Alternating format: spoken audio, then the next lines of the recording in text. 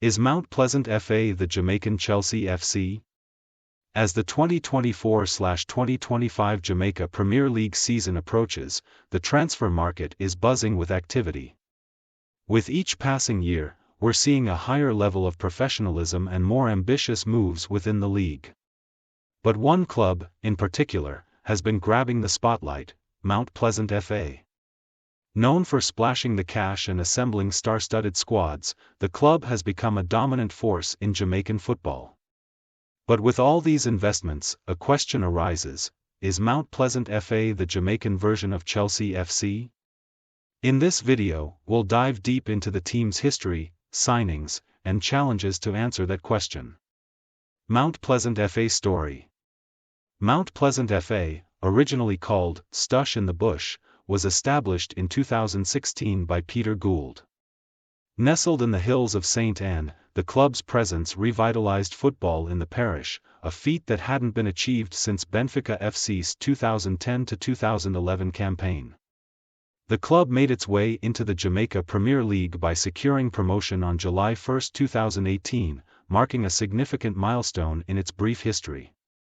Fast forward to June 11, 2023, Mount Pleasant FA secured their first-ever league title, edging out Cavalier FC 2-1 at Sabina Park. This victory placed them at the pinnacle of Jamaican football, but their journey has been anything but straightforward. The past few seasons have seen the club consistently battle with Cavalier FC, creating one of the fiercest rivalries in the league. While Cavalier's squad is built largely on homegrown talent, Mount Pleasant has taken a different approach, one more reminiscent of Chelsea FC. Big signings, building a star-studded squad. Over the years, Mount Pleasant FA has made some eye-catching signings. After a standout season with Montego Bay United, attacking midfielder Jean-Claudio Ferreira became one of the key acquisitions for the current campaign. One of Jamaica's finest talents, Alex Marshall, joined them from Portmore United, the club confirmed.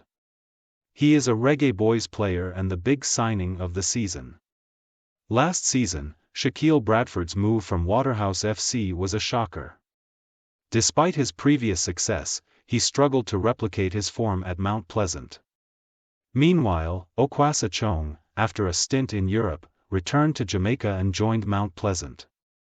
He was a crucial piece of Harbourview's 2021-22 title win and has been a reliable contributor since rejoining the JPL, with 7 goals in 15 games. Additionally, Mount Pleasant's acquisition of Trinidad and Tobago star Nathaniel James was seen as a major coup. Despite a stellar season in his home league, he couldn't replicate the same magic in Jamaica, going scoreless in the last campaign. These signings highlight the club's ambitions, but just like Chelsea, not every big money move has delivered the expected results. The problem: too many stars, too little space. But with big signings come big problems. Just like Chelsea in recent seasons, Mount Pleasant FA finds itself with an overcrowded squad. Having so many talented players means tough competition for starting spots, and inevitably, many top players end up warming the bench.